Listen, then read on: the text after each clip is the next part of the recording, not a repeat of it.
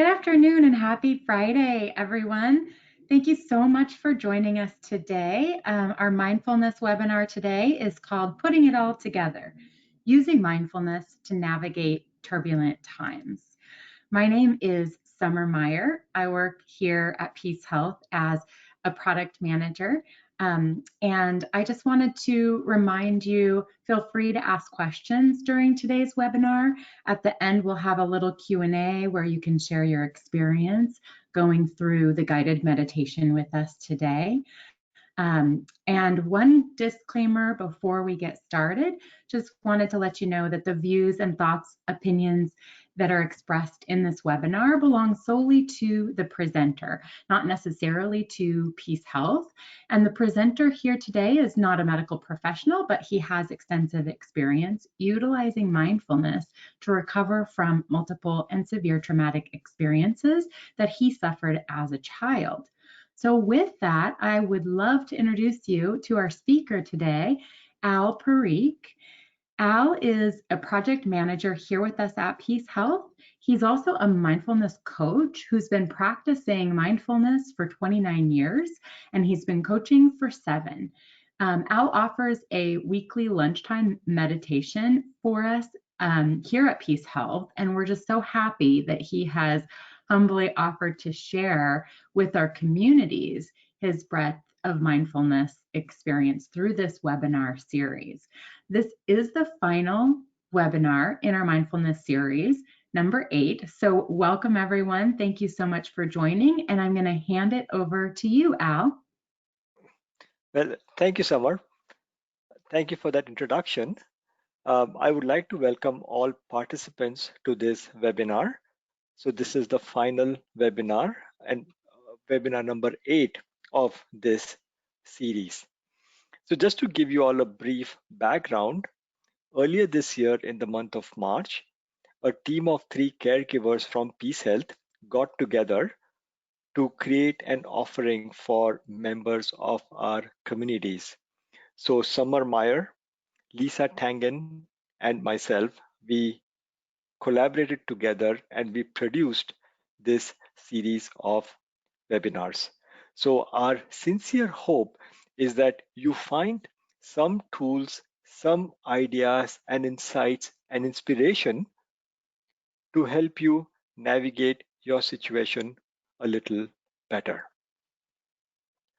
The recordings of all prior webinars as well as this one will be on PeaceHealth's YouTube channel.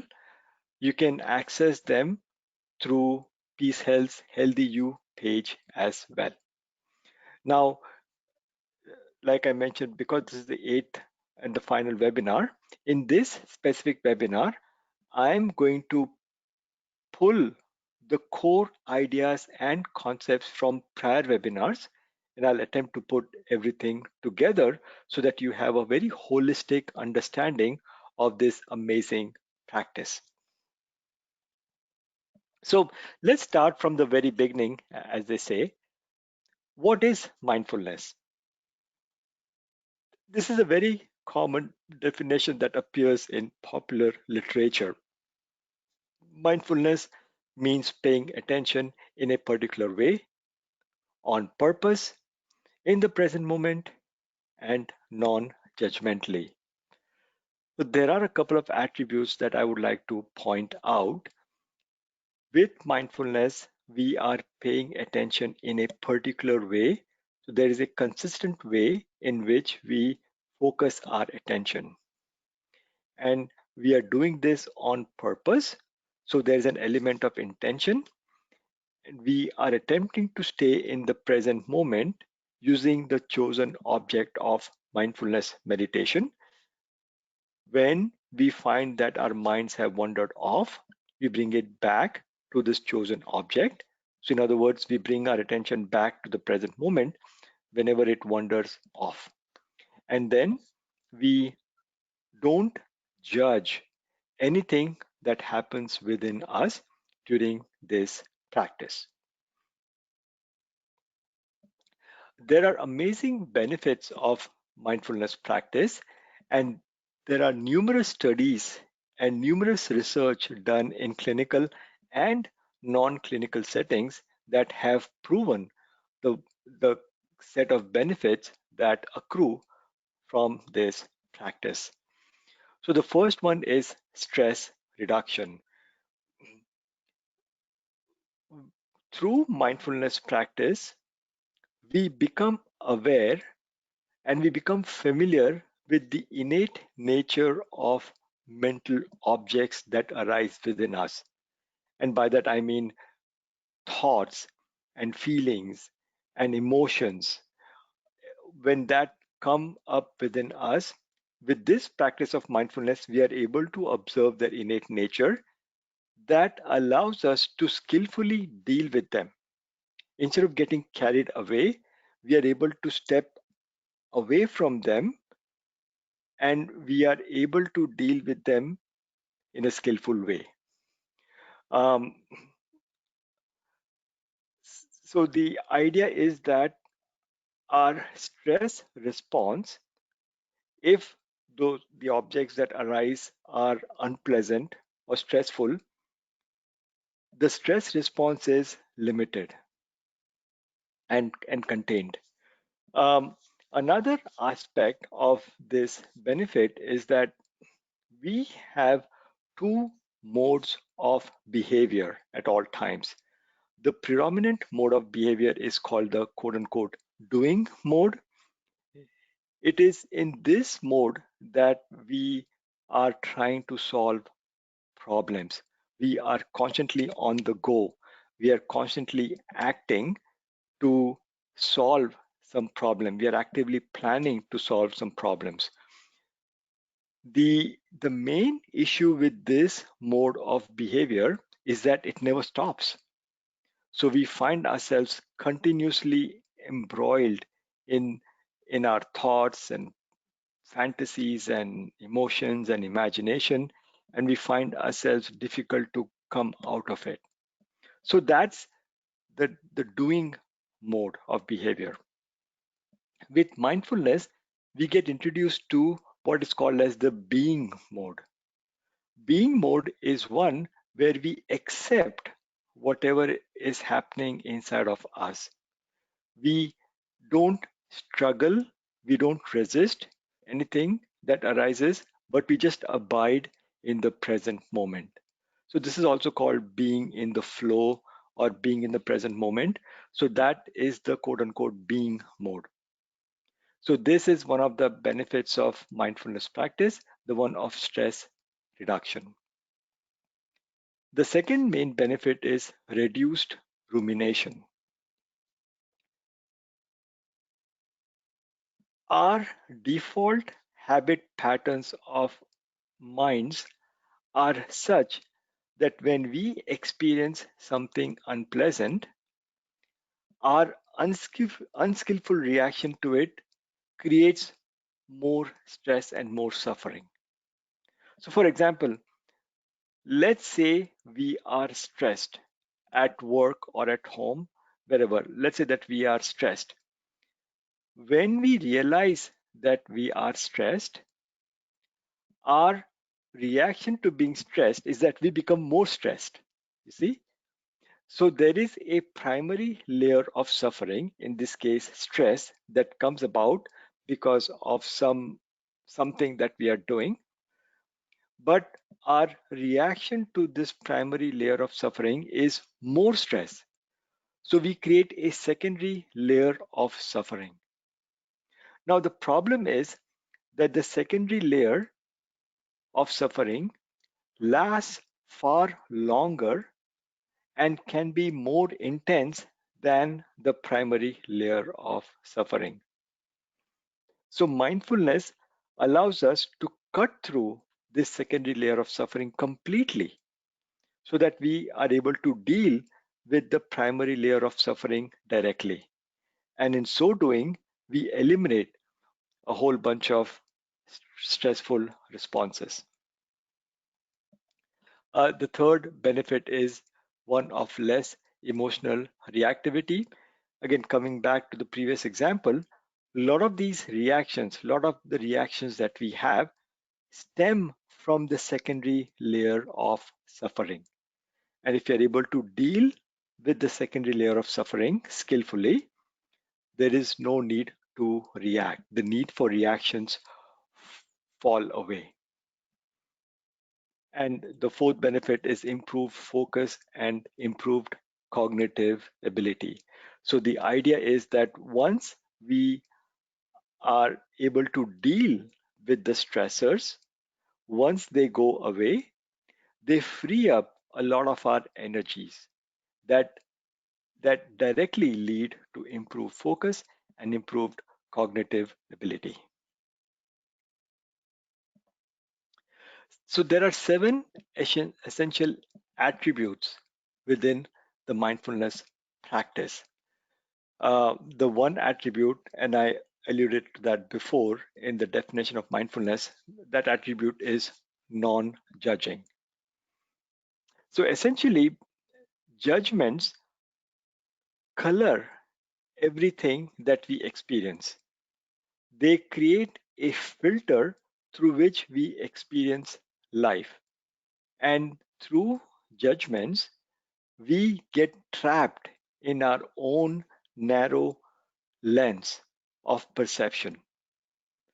While practicing mindfulness meditation, when we consciously invoke the attribute of non judgment, we allow ourselves to experience something new. The second element is one of non striving. When we are striving for results, we are activating the doing mode of behavior that I talked about earlier, right? In that mode of behavior, we are constantly striving for some results. But with mindfulness practice, we are invoking the being mode. So, this is the mode where we are not striving for anything, where we are allowing ourselves to stay in the present moment and observe what comes up during the practice. So, that is non striving. The third element is acceptance. So, acceptance is a very active recognition and acknowledgement of the way things are at the moment. When we try to resist or when we try to push things, we create more stress and more suffering. So, acceptance can actually help us deepen our practice. Then, letting go. So, letting go is a very important element that we learn from mindfulness practice. When we attach ourselves to pleasant experiences or when we try to push away unpleasant experiences, we end up in that set of behaviors that are addictive in nature, right? We we want to have more and more present experiences, and we want, or rather we do not want any unpleasant experiences. So that behavior uh, can be the genesis of all addiction. But here what we do is, in mindfulness practice, we learn to let go. So let's say you're focusing on your breath and you find that your mind wanders off.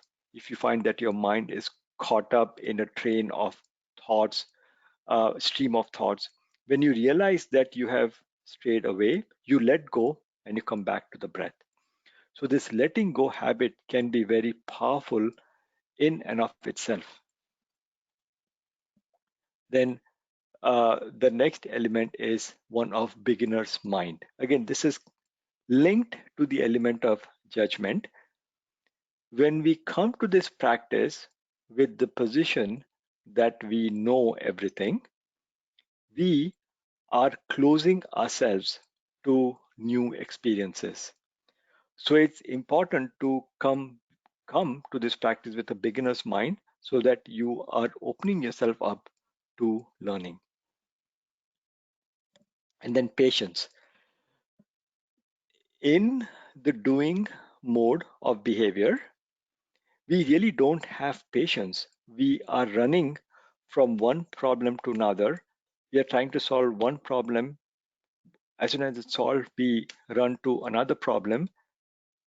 But patience is more of an attribute of the being mode, where we are patient, uh, we gently wait to see what comes up. And finally, trust. So trust means trusting yourself doing this practice and trusting that this practice itself works. So mindfulness practice has been with us for a long time, and you have to trust the process of unfoldment, and the process of understanding that it generates within us. So these are listed in Jean Kabat-Zinn's book called Full Catastrophe Living. What mindfulness is not. Um, I want to list some myths, if you will, that this practice might have created in people. So, mindfulness is not about spacing out, it's not about escaping. In fact, with mindfulness, we actually lean into experiences. We try to learn from unpleasant experiences, experiences that we generally run away from. Okay, so it's not about spacing out, it's actually about leaning in, about experiencing or rather learning what it feels to be, let's say, angry, what it feels to be irritated, understanding how it affects, how it manifests in the body. All right, so mindfulness is not about spacing out, it's not about escaping. Mindfulness is not a quick fix. Um, the habit patterns that we have developed in our mind within ourselves, they have come about through our years and years of living. It has been developed over decades. So you cannot expect mindfulness to work with you in an instant. It is not a quick fix, it's its own unique process of unfolding, of unfoldment.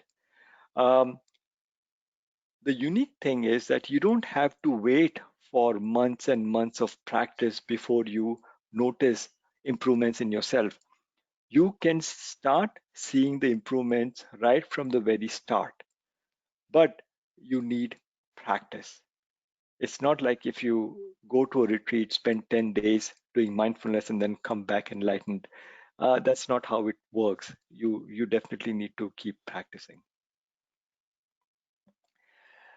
Mindfulness is not simply about attention. So it starts with attention.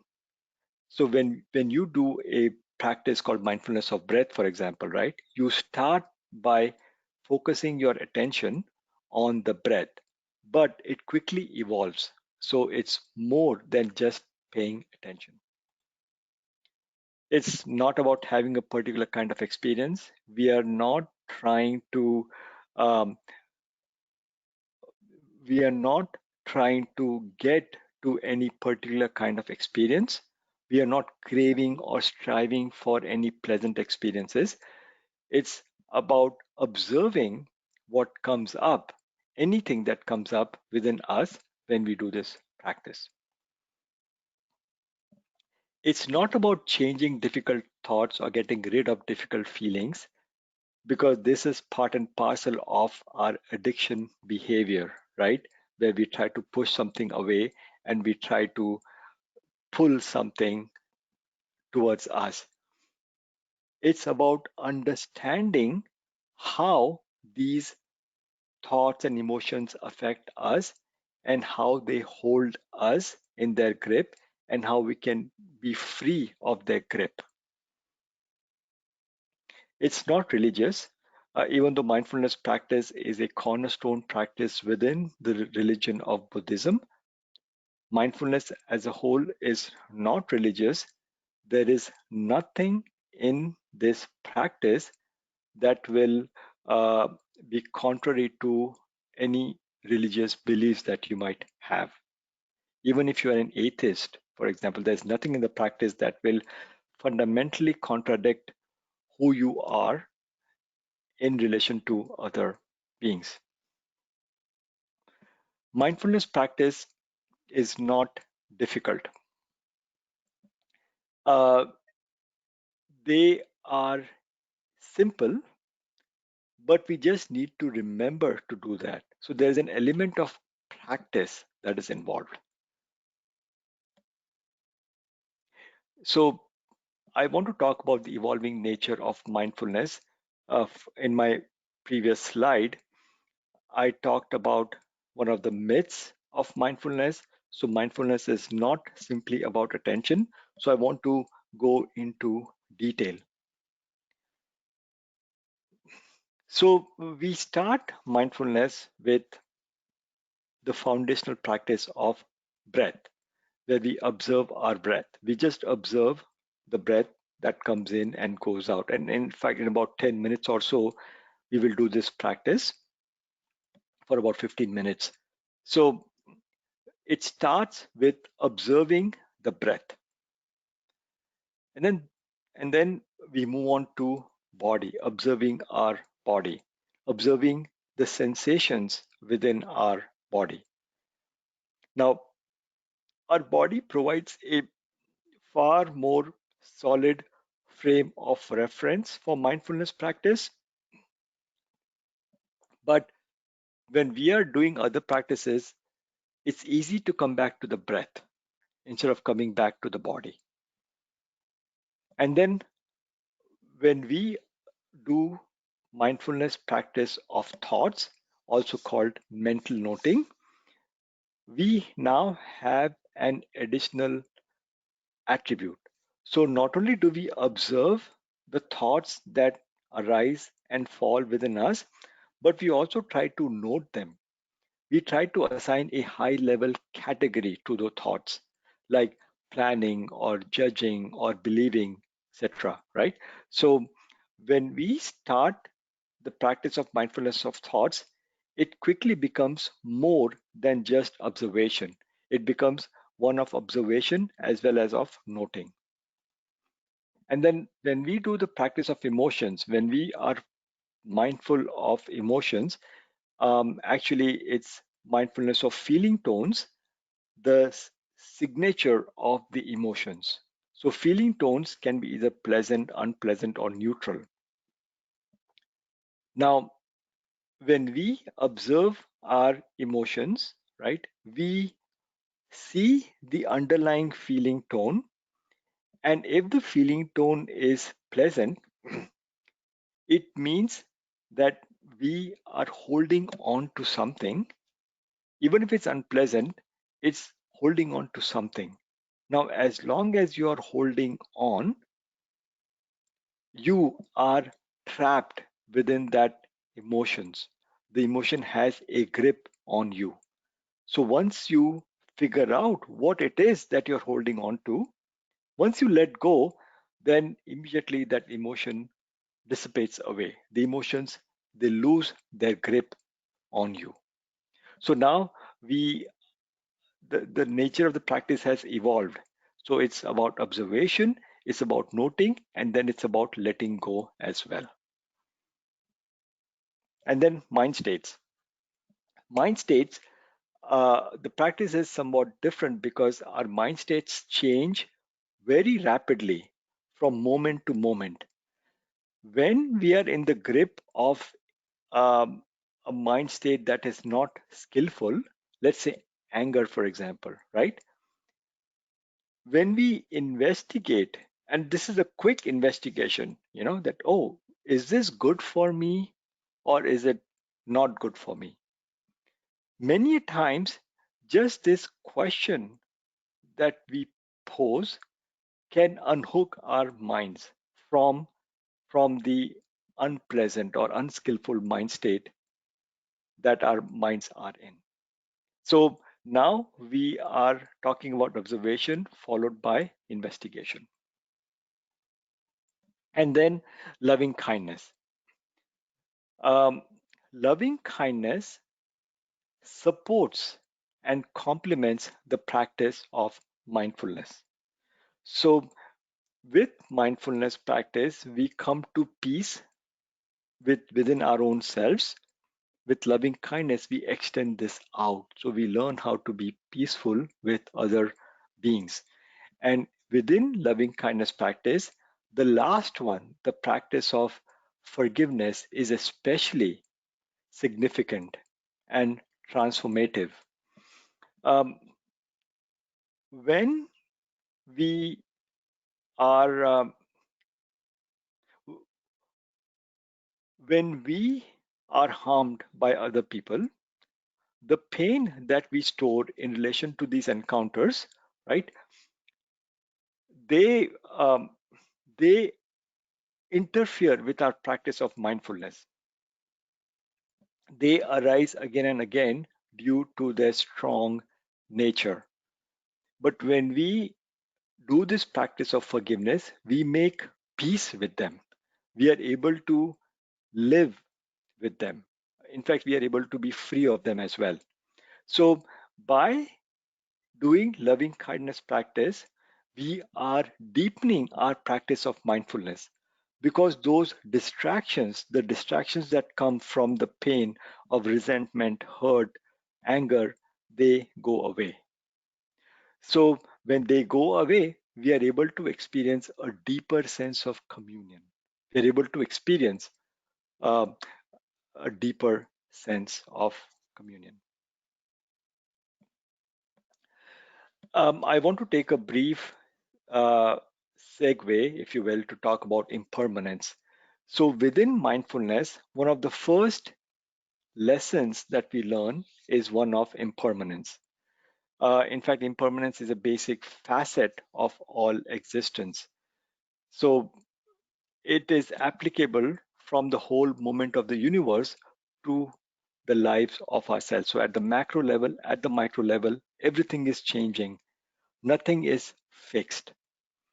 And we can say that all human actions are undertaken primarily as a means to ignore or evade death.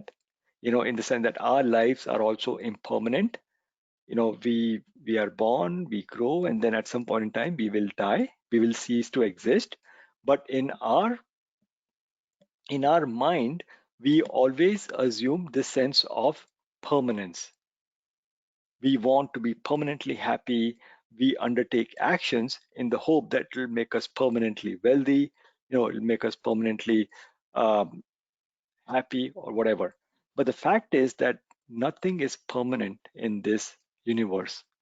And we experience impermanence while practicing this form of mindfulness meditation. When you focus on the breath, for example, right, the breath comes in and goes out. When we observe our emotions, emotions come and go, thoughts come and go, our mind states come and go.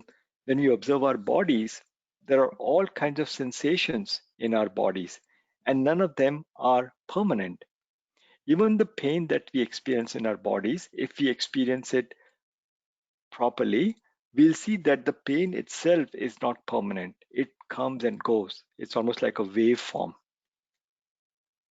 So, the advantages of reflecting on impermanence is that it inspires us to live a meaningful life. There is a science, a sub science within evolutionary psychology called terror management theory. And basically, terror management theory has proven that when we are faced with our own mortality, we end up making more sublime decisions. We end up making decisions that are wholesome for us as well as for others. But in our day to day lives, we lose this sense of impermanence. We lose the sense of our own mortality. Now, since we are all changing and growing, it's easier to forgive others and to feel compassion for them because just like us, they are also changing and growing. And one day, even they will cease to exist. Reflecting on impermanence can help us get our minds unhooked from many unhealthy patterns. When we observe our breath, when we notice the constant change in our breath, we can fully appreciate each breath and we can stay in the present moment. And finally, the pain that we experience from our living, the pain that we get from someone else, um, that pain no longer seem so solid because we know that this pain is not going to last forever. The pain will also go away. So reflecting on impermanence is also a mindfulness practice. When we are practicing mindfulness, when something comes up and we reflect on impermanence, it can help us deal with, with that situation in a more skillful way.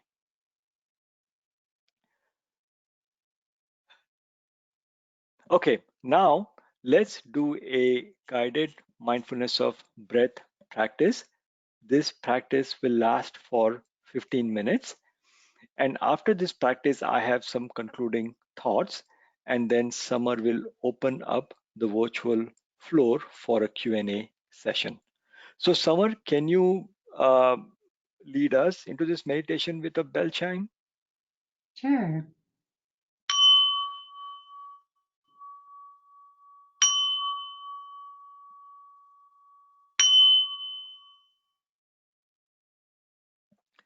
Welcome to the Mindfulness of Breath meditation.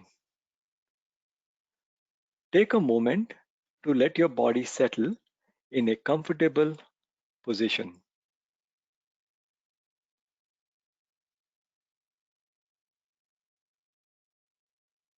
Relax the whole body. Keep the head, neck, and back erect but not rigid.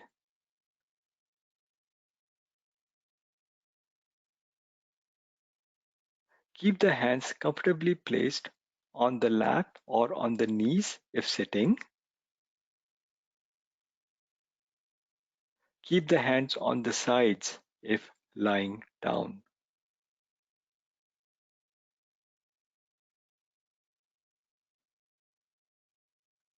Intentionally cultivate an attitude of patience, gentleness, and kindness towards yourself.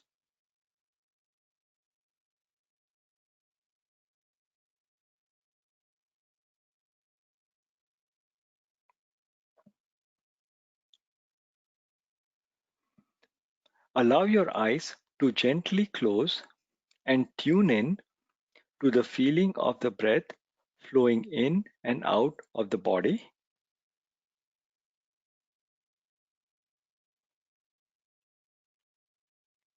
Focus your attention on the sensation of the breath moving past the nostrils or on the sensation of the breath moving into the belly, lifting it during each in breath and receding gently on each out breath.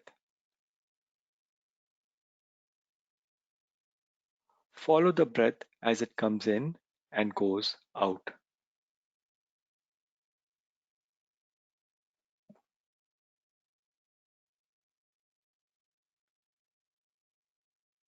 Allow yourself to just dwell here moment to moment.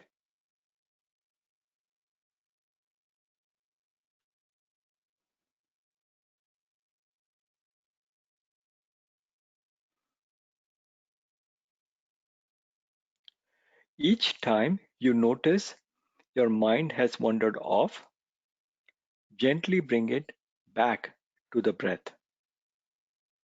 Choose as best as you can not to judge or to get carried away by the stories of your thoughts, fantasies, and emotions. Gently let go and return back to the breath.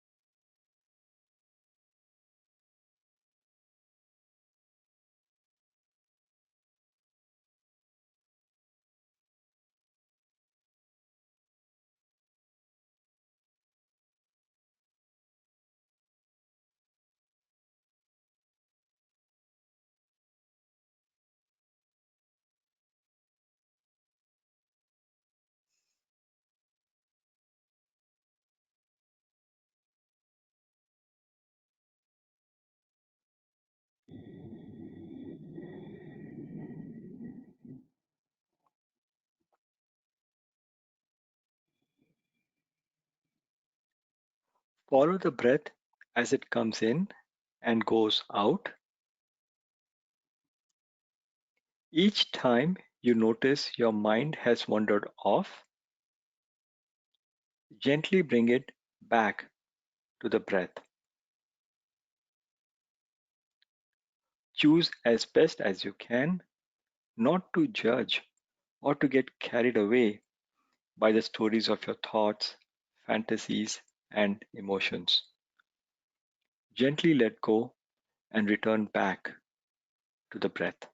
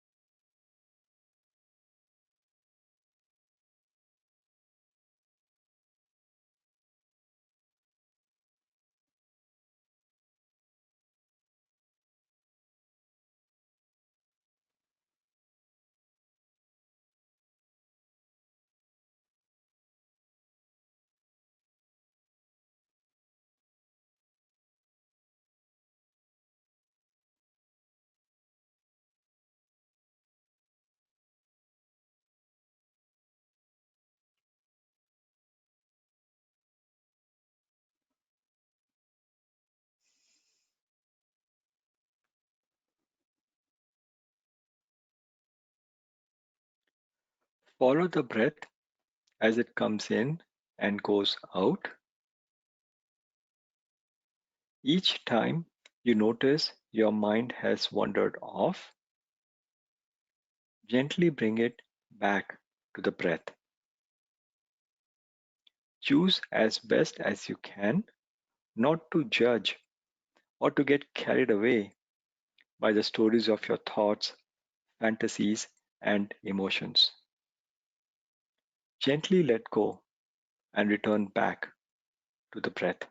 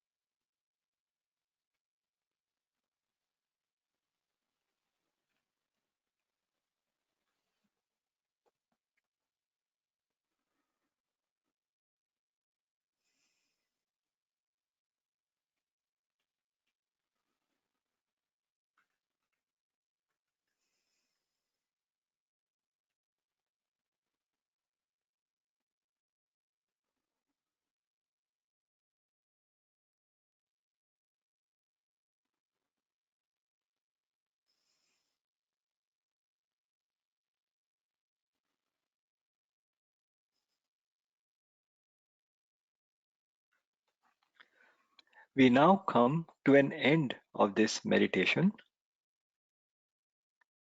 Please stay centered for a few moments to dedicate the merits of this practice. May I be happy.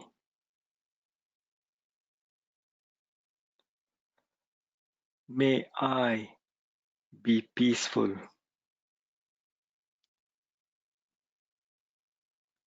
May I live with ease. May all beings be happy. May all beings be peaceful. May all beings live with ease.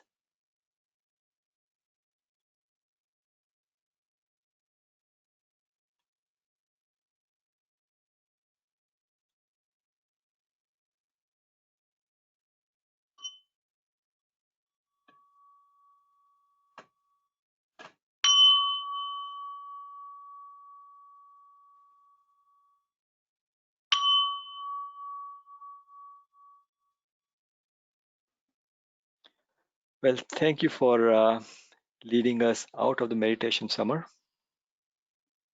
Thank you, Al. All right, I just want to conclude this webinar by this one slide. Mindfulness is, or mindfulness can be, a real-time feedback mechanism. The usefulness of mindfulness practice is not limited just to the time we spend on the mat, but the benefits seep out from that practice and affect all other aspects of our lives. So essentially, the experiences that we have during formal mindfulness practice, they reflect our life's situation. So if you are unable to stay focused on the breath, it means that there is some turmoil, some turbulence that is happening in your life.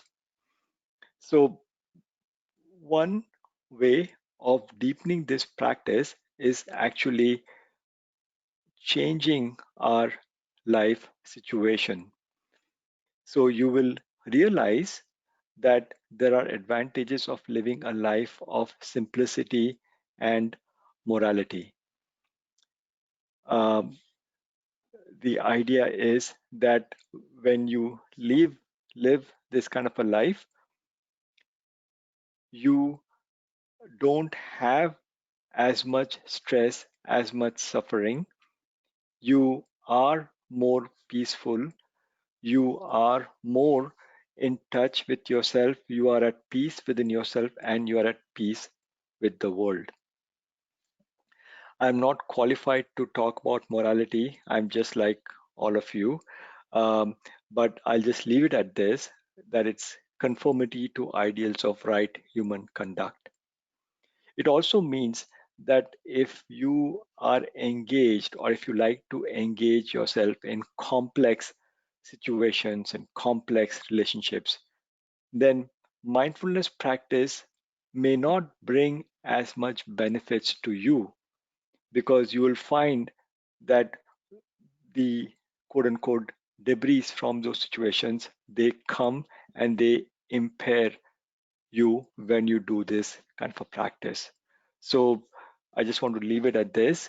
Mindfulness is, or can be, a real-time feedback mechanism, and that there are advantages of living a life of simplicity and morality. So, Summer, do you want to take it from here? Sure. Thank you so much, Al, for leading us through that mindfulness practice today and sort of putting it all together for us as we conclude our mindfulness webinar series. I would like to open it up to the audience now to use the chat question feature of GoToWebinar. And feel free to ask us any questions that you have for Al today. Also, please feel free to describe your experience. Is there anything that you would like to share with us and the rest of the attendees? We have one question right now from the audience. Al, do you have a favorite meditation, or how would you choose which one of these meditation mindfulness practices to use on a particular day? Well, it all depends on how you are feeling. It all depends on on a number of factors. For example, if you find yourself in a lot of turmoil, if you are let's say if you are very emotional, right? If you have strong emotions happening inside of you, then it's a good idea to practice mindfulness of feeling tones practice, so you can see or you can observe the feeling tones underneath those emotions, and you can see what it is that you're holding on to that is generating those emotions. And then when you are able to let go of it, you'll find that those emotions dissipate away. All right, so it all depends on how you are feeling. um, and for me, I like to have a variety of these practices. I call this as my tool set. Within my tool set, I have a number of different tools that I use. And so that's the beauty of mindfulness practice. It is very broad and very deep. You can customize it to meet your own unique needs. Thank you. Thank you. That's very helpful. And I'm just going to prompt the audience one more time. Oh, great. Okay. Thank you, Karen, for asking this question, which is, could you share again how we can revisit the 8 previously recorded webinars? That's a great actual segue into our next slide. If you wouldn't mind, Al, advancing that slide for us. We do have resources available, a lot of different resources. So after today, we will be posting a recording to this webinar practice today. But there are a multitude of other resources. So Al's website here is summitmindfulness.com. And there are numerous meditation practices you can listen to for free at no charge. If you would like to review our series of webinars, we'll have those posted all on the PeaceHealth website. So you'll receive a follow-up email after attending this today, and I think you'll get it tomorrow. So you'll be able to click on that and pass that along to other people. From there, you'll see all of the webinars listed on mindfulness, in addition to several other webinars that we've led. We do appreciate so much your attendance today. And after this, you'll receive a survey to let us know what went well for you and also where you would like to see us do better. We do read every single one of your comments, and we strive to make improvements each time.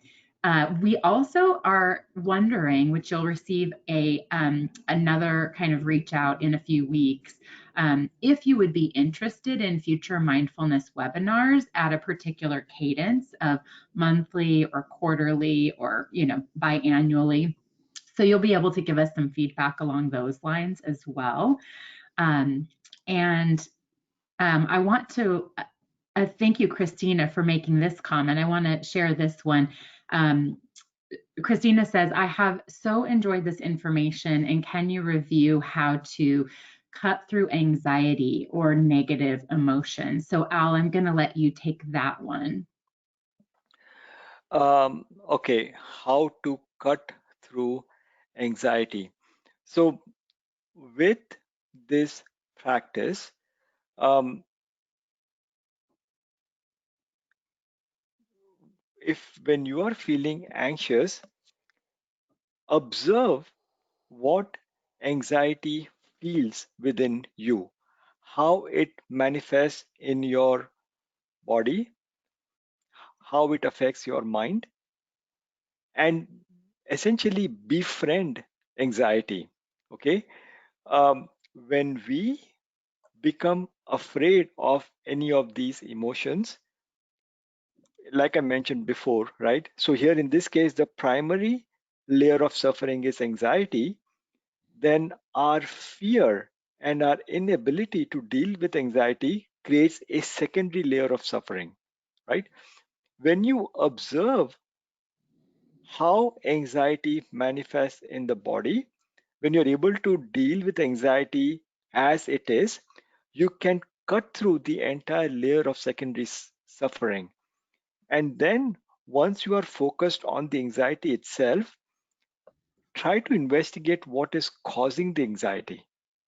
I mean, we are going through some very, very rough, very, very turbulent times. So there is an epidemic of all these conditions, unfortunately, right? But try to see what is causing you the most anxiety, and in so doing, you will come up with some insights of how to deal with them better. I mean, it's different for everybody. Actually, it's never the same, right? But with mindfulness, you can go deep within yourself and you can figure out the root cause of anxiety. And then once you understand the root cause, then it becomes easier to deal with it. Thank you, Al. And I do have another comment here from Erica. I just want to share this. Thank you, Erica, for posting this comment. She says, this experience has been such a positive one for me. I'm fairly new to meditation. The way you've done the series has given me the tools I need to help my mind stay focused. It's not always easy. Thank you also, Karen, for asking the question about anxiety in the body in order to stay focused. Um, and I have to just add my own personal one here. The first silence that we had through your guided meditation today, Al, I found myself, my own anxiety sort of bubbling up and my eyes were sort of opening and was just checking to make sure everything was a-okay. And then I realized, oh wow, that's it. That's exactly it. So I had to sort of, through my breath and through the practice, let myself kind of calm and soothe. And that was just a really interesting experience. So thank you for leading us again. And I did post a link. I think it successfully should have sent to everyone for our intro to mindfulness, which is where it all begins. And the series of 8, I can't encourage you more to check those out. And the great thing about watching them is you can always fast forward to about halfway through when we start the practice, when Al actually leads us. So if you'd like the information and all of the comments ahead of time, you can certainly listen to that. But if you just want to cut straight to the meditation practice for 15 minutes, you can fast forward easily. And one last comment here. It says, I have appreciated my first in this webinar today. Will the chats be included like the one you shared on anxiety? Yes. So these will definitely all be available on our Healthy You blog. So just one last plug for that, since it is 1 p.m. I want to finish up and thank you all for attending. And please go ahead and subscribe to our Healthy You newsletter if you don't have it already. We do send the latest health news from PeaceHealth right to your inbox, and it contains helpful articles and tips to support you on your wellness journey. And so we will go ahead and post these slides on those web pages. And Karen, you can always feel free to email us at marketing@peacehealth.org. if you need anything else or have any more questions.